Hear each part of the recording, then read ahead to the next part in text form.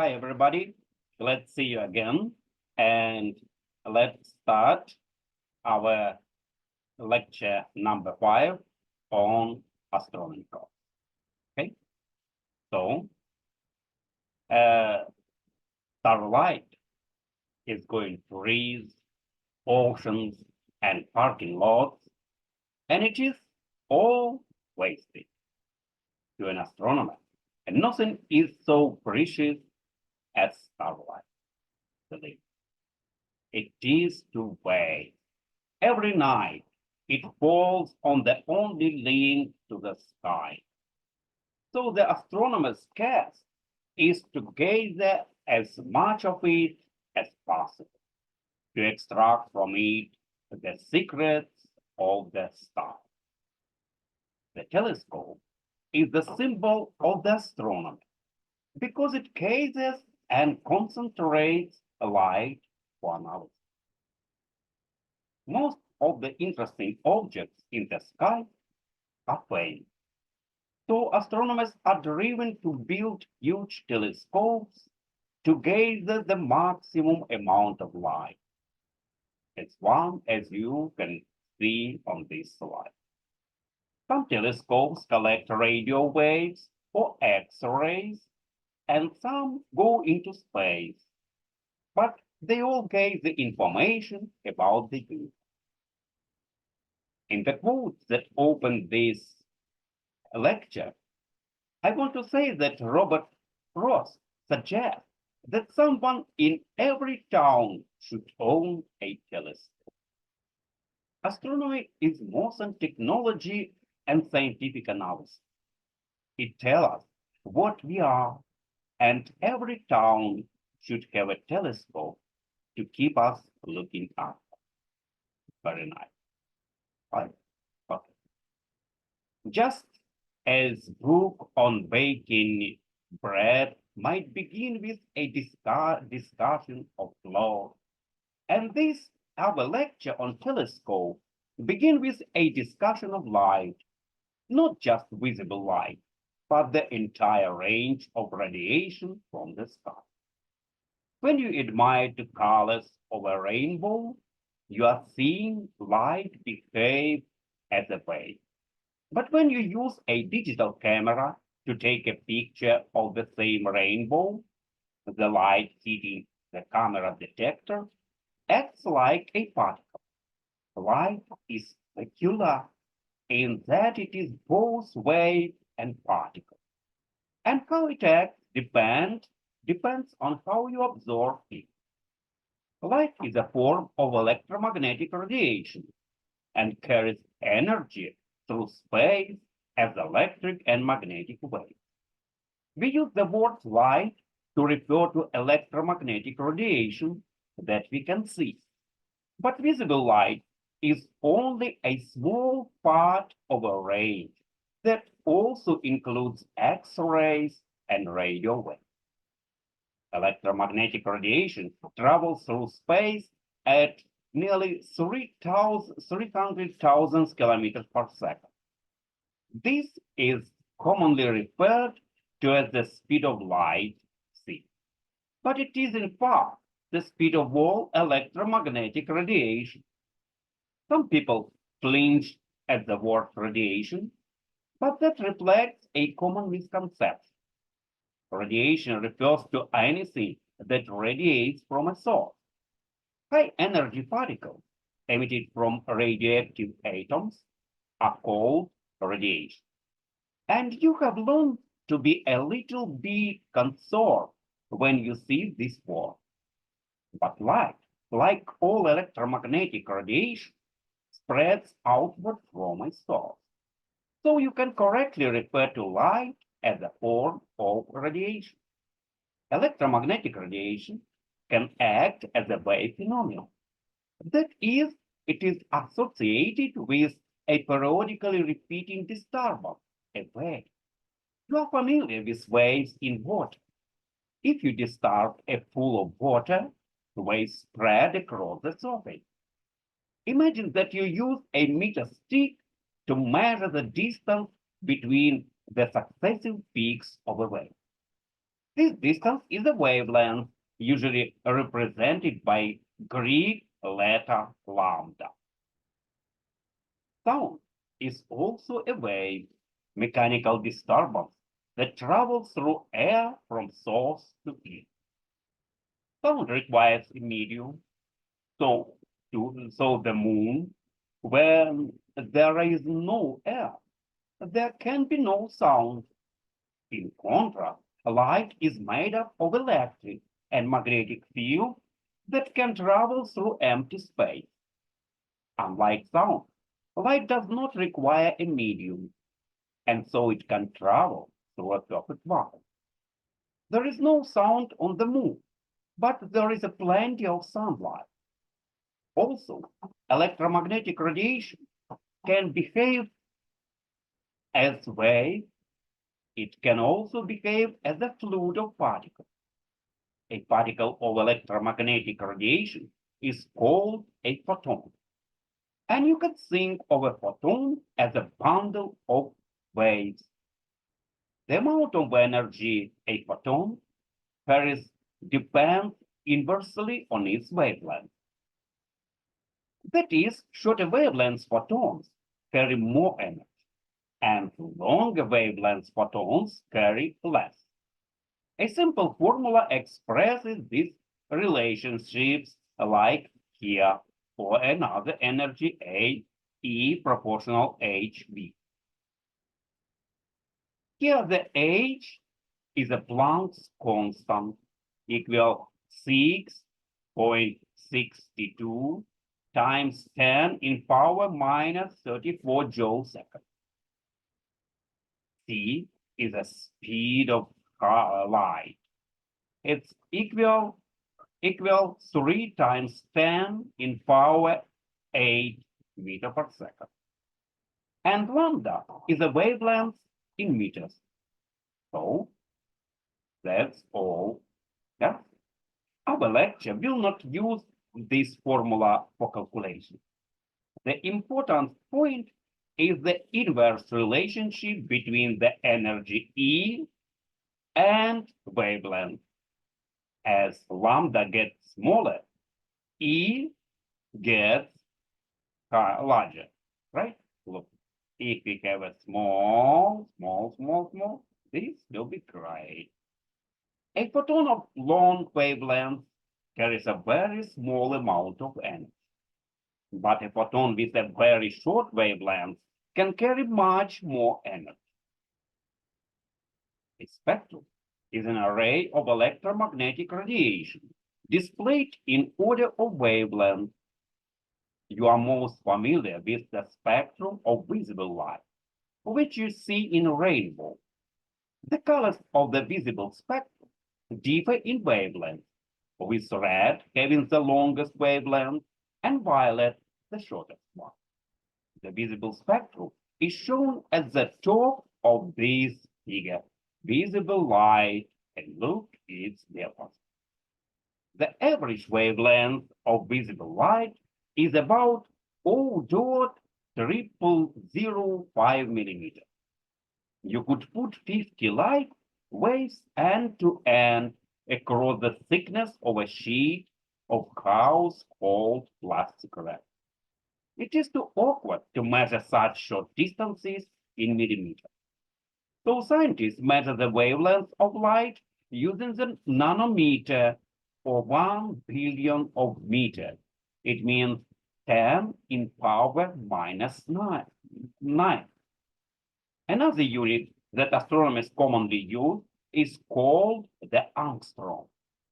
Usually it's written as a capital letter A with small o on the top. Angstrom. Named after the Swedish astronomer Anders Jonas Angstrom. 1 angstrom is 10 in power minus 10 meters, 1/10 of nanometer. The wavelength of visible light ranges from about 400 to 700 nanometers. Just as you sense the wavelength of sound as speech, you sense the wavelength of light as color. Light near the short wavelength end of the visible spectrum, it's 400 nanometers, looks violet to your eye, and light near the long wavelength end, 700 nanometers, looks red. And this figure shows that visible spectrum makes up only a small part of entire electromagnetic spectrum. Beyond the red one of the visible spectrum lies infrared radiation. Look at this in the right side. Infrared radiation, where the wavelengths range from 700 nanometer about 1 millimeter. Your eyes are not sensitive to this radiation, but your skin senses it as a hot. For example, a hot lamp warms you by giving off infrared radiation. Beyond the infrared part of uh, electromagnetic spectrum, like radio waves. The radio radiation used for AM radio transmission have wavelengths of a few kilometers down to a few hundred meters, while FM, television, military, government, cell phone, and ham radio transmissions have wavelengths that range down to a few centimeters. Microwave transmission used for radar and some long-distance telephone communications, for instance, has wavelengths from a few centimeters down to about 1 millimeter. You may not think of radio waves in terms of wavelength, because radio deals are marked in units of frequency, the number of waves that pass a stationary point in 1 second. Wavelength and frequency are related. To calculate the wavelength of a radio wave, divide the speed of light by the frequency.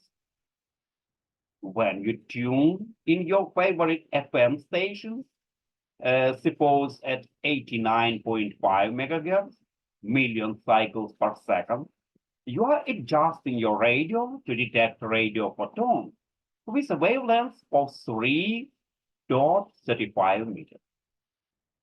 The boundaries between the wavelength ranges are not sharp.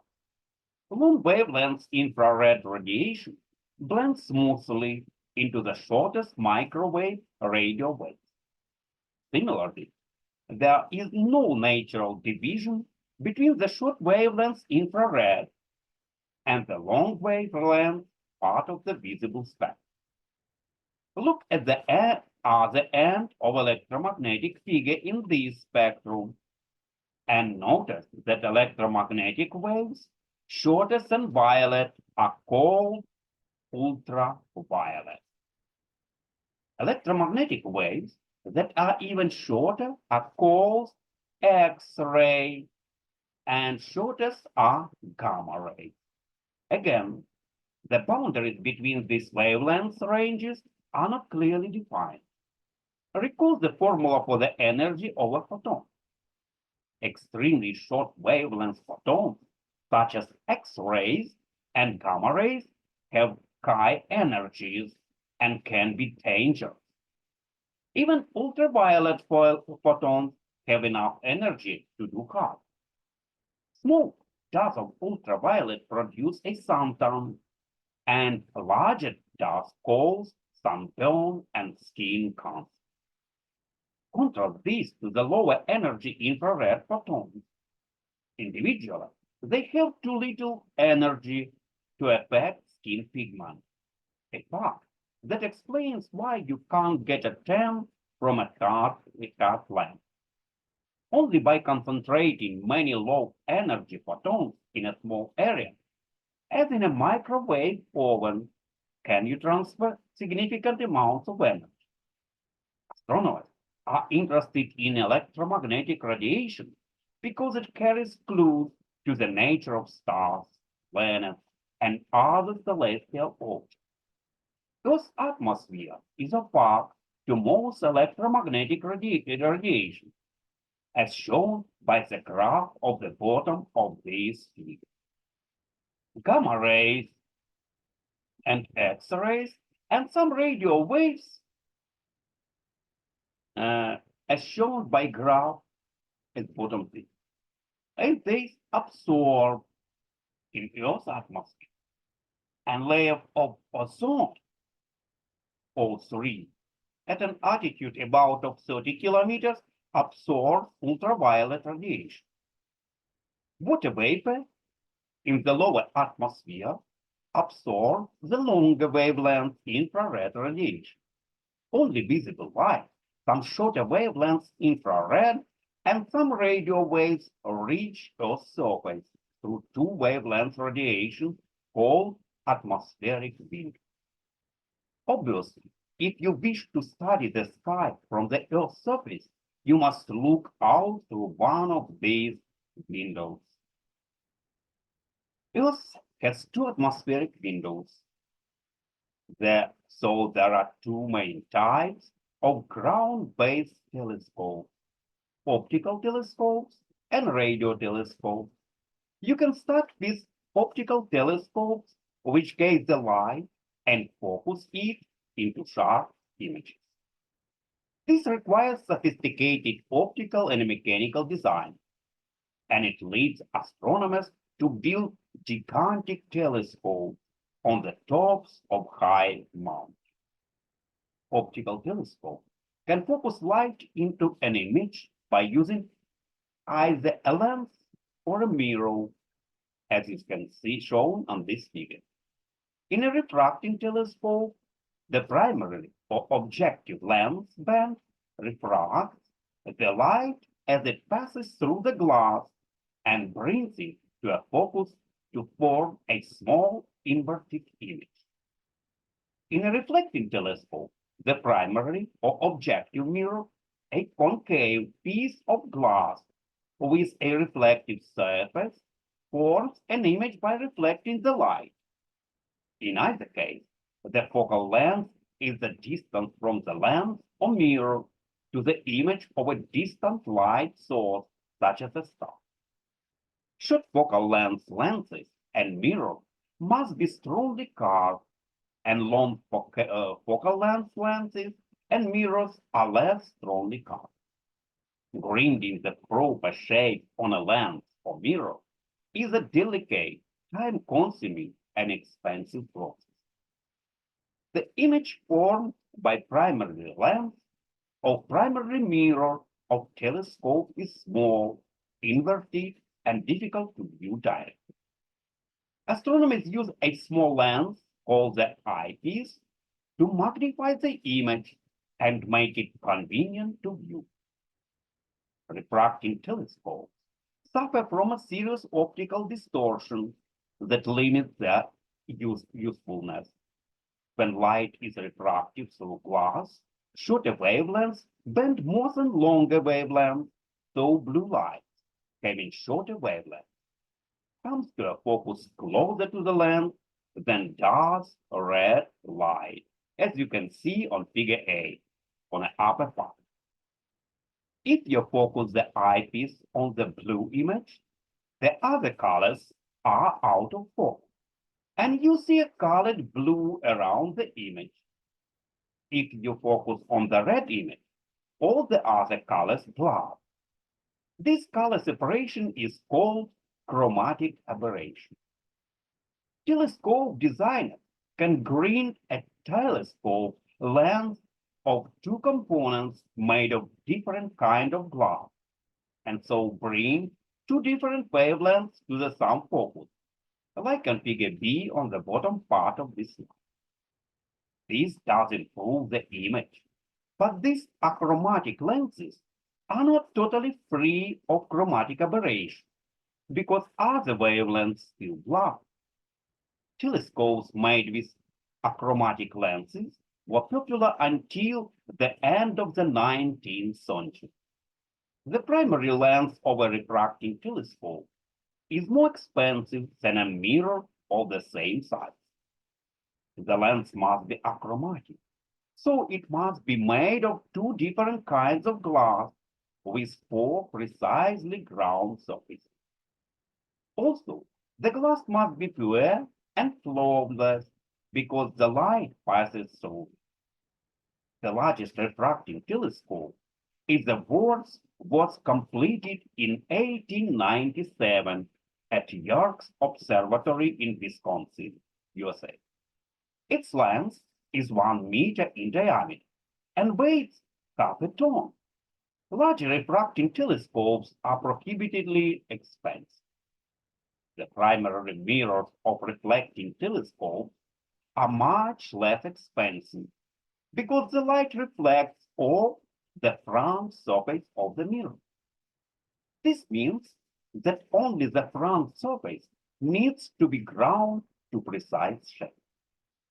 This front surface is coated with a highly reflective surface of an aluminum alloy, and the light reflects from this front surface without entering the glass. Consequently, the glass of the mirror need not be perfectly transparent, and the mirror can be supported over its back surface to reduce such. Most important, reflecting telescopes do not suffer from chromatic aberration because the light is reflected before it enters the glass. For this reason, every large astronomical telescope built since the beginning of the 20th century has been a reflecting telescope. Astronomers build large telescopes because a telescope can aid your eyes in 3 ways. The 3 powers of telescopes, and the 2 most important of these powers, depend on the diameter of the telescope. Nearly all of the interesting objects in the sky are faint sources of light. So astronomers need telescopes that can gaze a large amount of light to produce bright image. Light gathering power refers to the ability of a telescope to collect light. Catching light in a telescope is like catching rain in a bucket. The bigger the bucket, the more rain it catches. Right? Light gathering power is proportional to the area of the telescope objective. A lens or mirror with a large area gathers a large amount of light. Even a small increase in diameter produces a large increase in light gathering power and allows astronomers to study much fainter objects. The second power, resolving power, refers to the ability of the telescope to reveal fine details. Because light acts as a wave, it produces a small diffraction fringe around every point of light in the image. And you cannot see any details smaller than fringe. Astronomers can't eliminate diffraction fringes, but the larger a telescope is in diameter, the smaller the diffraction fringes are. That means the larger the telescope, the better its resolving power. In addition to resolving power, 2 other factors, lens quality and atmospheric conditions, limit the detail you can see through a telescope. A telescope must contain high-quality optics to achieve its full potential resolving power. Even a large telescope reveals a little detail if its optics are marred with imperfection. Also, when you look through a telescope, you are looking up through miles of turbulent air in Earth's atmosphere, which makes the image dense and blurred, a condition called thinning. A related phenomenon is the twinkling of stars. The twinkles are caused by turbulence in Earth's atmosphere, and the star near the horizon, where you look through more air, will twinkle more than a star overhead.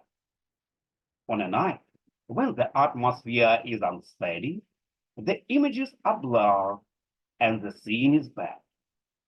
Even under poor seeing conditions, the detail visible through a large telescope is limited, not by its diffraction fringes, but by the air through which the telescope must go.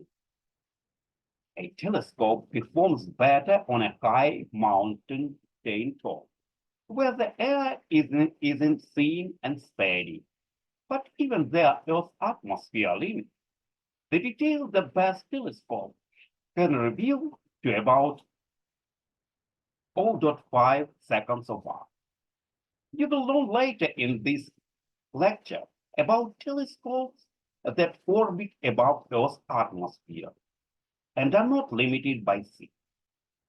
Thin and diffraction limit the amount of information in an image, and that limits the accuracy of a measurement made based on that image. Have you ever tried to magnify a newspaper photo in order to distinguish some detail?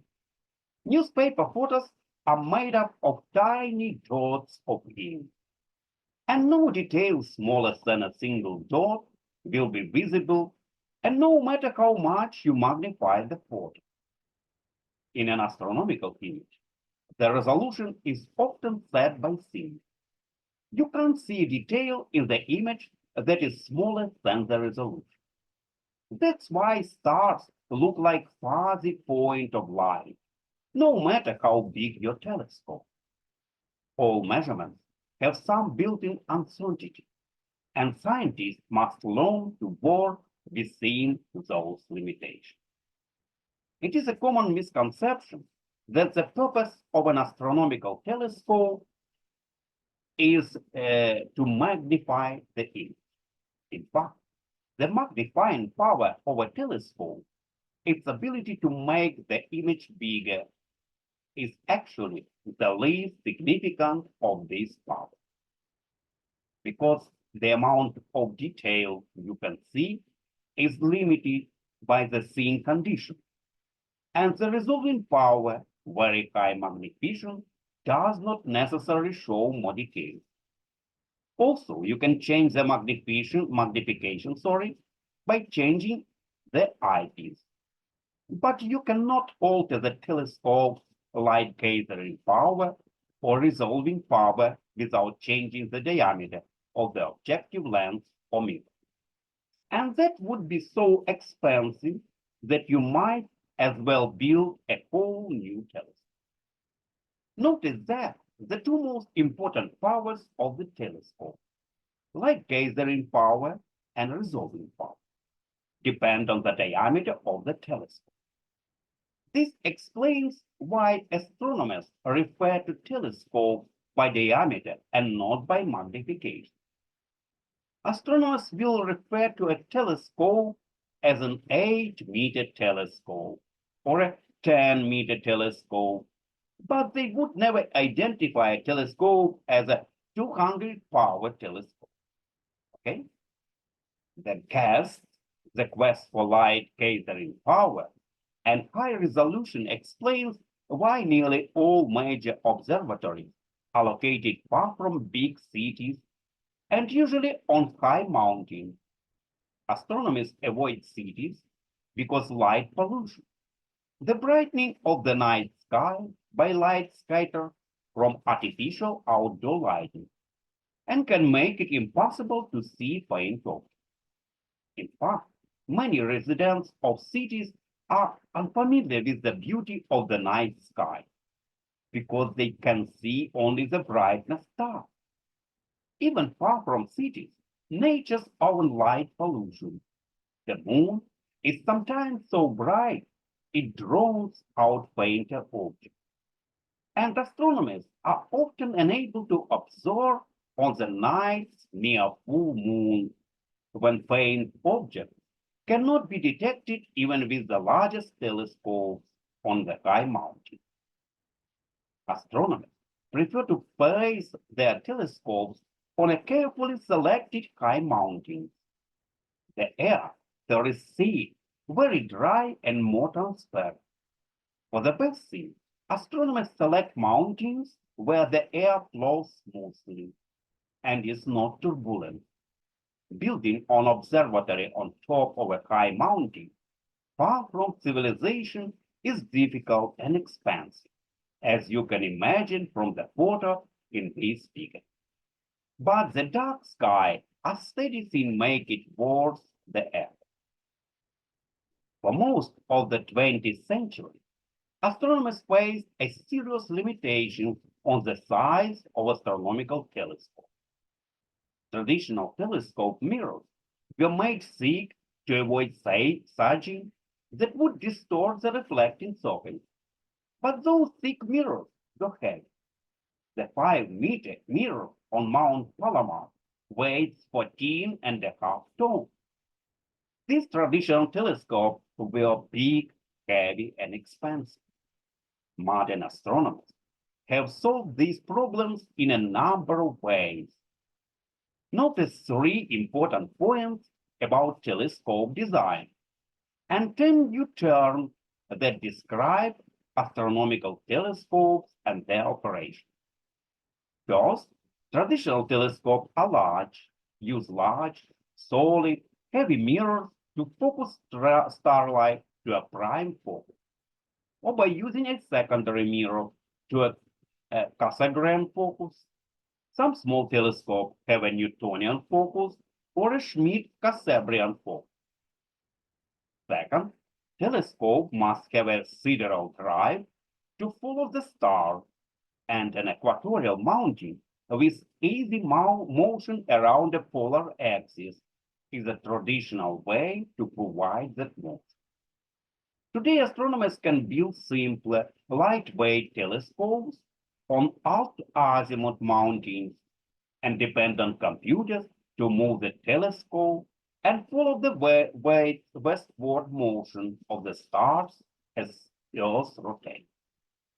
Third, active optics, computer control of the shape of telescope mirrors allows the use of thin, lightweight mirrors, either floppy mirrors or segmented mirrors. Lowering the weight of the mirror lowers the weight of the rest of the telescope and make it stronger and less expensive. Also, thin mirrors cool faster as nightfall and procedure produce better images. High-speed computers have allowed astronomers to build new giant telescopes with unique design. As you are shown in this figure, the European Southern Observatory must build the Very Large Telescope, VLT, high in the remote mountains of northern Chile. The Very Large Telescope, or VLT, consists of 4 telescopes with computer-controlled mirrors 8.2 meters in diameter and only 17.5 centimeters thick. The 4 telescopes can work singly or can combine their light to work as one large telescope. Look at this slide.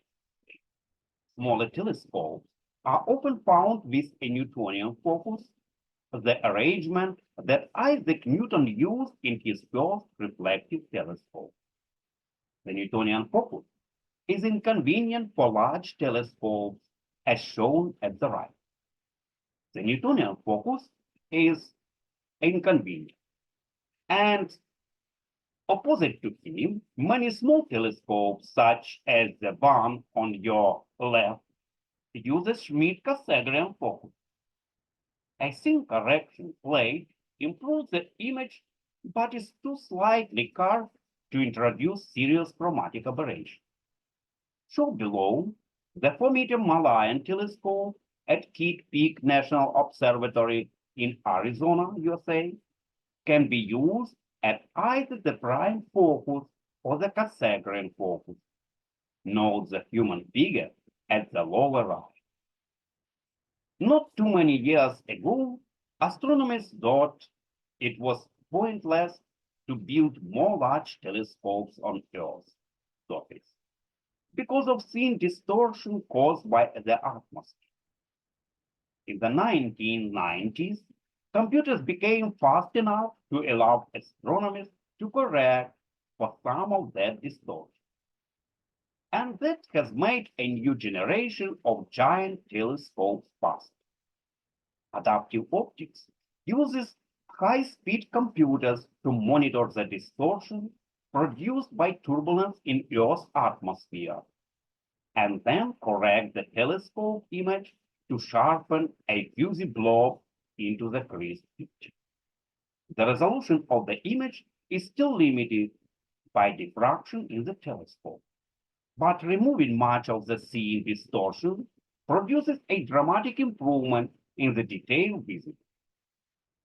Don't confuse adaptive optics with the slowest speed active optics that control the overall shape of a telescope mirror. To monitor the distortion in an image, adaptive optics systems must look at a fairly bright star in the field of view. And there isn't always such a star properly located near a target object such as faint galaxy. In that case, astronomers can point a laser at a spot in the sky very close to their target object. And where the laser excites Earth's upper atmosphere, it produces an artificial star in the field of view. The adaptive optics system can use the artificial star to correct the image of the faint target. Today, astronomers are planning huge optical telescopes composed of segmented mirror spans of meters in diameter. Those telescopes would be almost useless without adaptive optics. One of the reasons astronomers build big telescopes is to increase the resolving power. And astronomers have been able to achieve very high resolution by connecting multiple telescopes together to work as if they were a single telescope. This method of synthesizing a larger telescope is known as an interferometer. One expert said, we combine the light from separate telescopes and pull the waves into thinking they were collected by one big scope.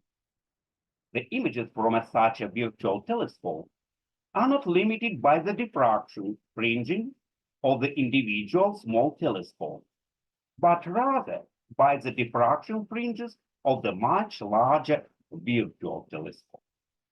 To work as an interferometer, the separate telescope must combine their light through a network of mirrors.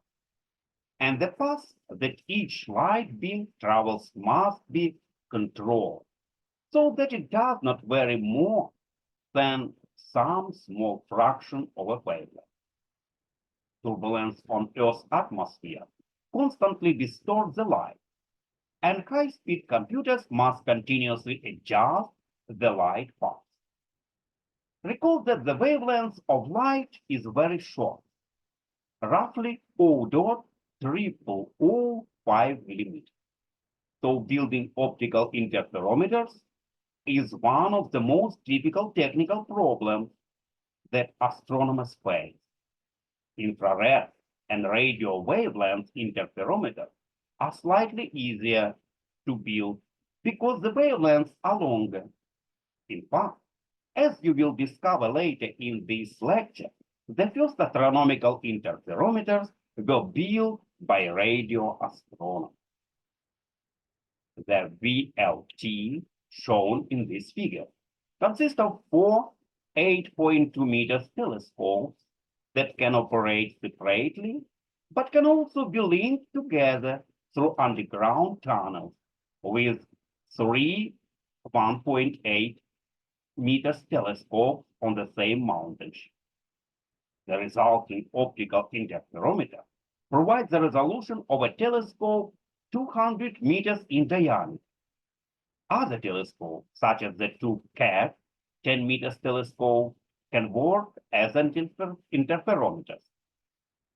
The Chara array on Mount Wilson combines six 1 meter telescopes to create the equivalent of a telescope 1/5 of a mile in a diameter. The large binocular telescope, shown as this slide, can be used as an interferometer. Also, turbulence in Earth's atmosphere can be partially averaged out in the interferometer Plans have been made to put interferometers in space to avoid atmospheric turbulence altogether. The space interferometry mission, for example, will work at visual wavelengths and study everything from the course of erupting galaxies to planets orbiting nearby stars. And we now became to the scientific argument. Why do astronomers build observatories at the tops of mountains? To build this argument, you need to think about the powers of a telescope. Astronomers have joked that the hardest part of building a new observatory is constructing the road to the top of the mountain. It certainly isn't easy to build a large, delicate telescope at the top of a high mountain, but it is worth the effort. A telescope on top of a high mountain is about the thickest part of the Earth's atmosphere. There is less air to dim the light, and there is less water vapor to absorb infrared radiation. Even more important than this thin air on a mountain top causes less disturbance to the image, and consequently, the scene is better.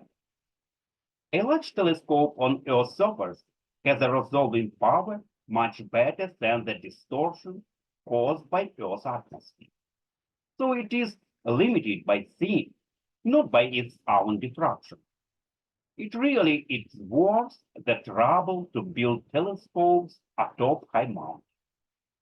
Astronomers not only build telescopes on mountain tops, they also build gigantic telescopes many meters in diameter. Revise your argument to focus on telescope design. What are the problems and advantages in building such giant telescopes? Next lecture will be special instruments. And for this moment, I hope you enjoyed this lecture, and I'm looking forward to seeing you next time. Bye.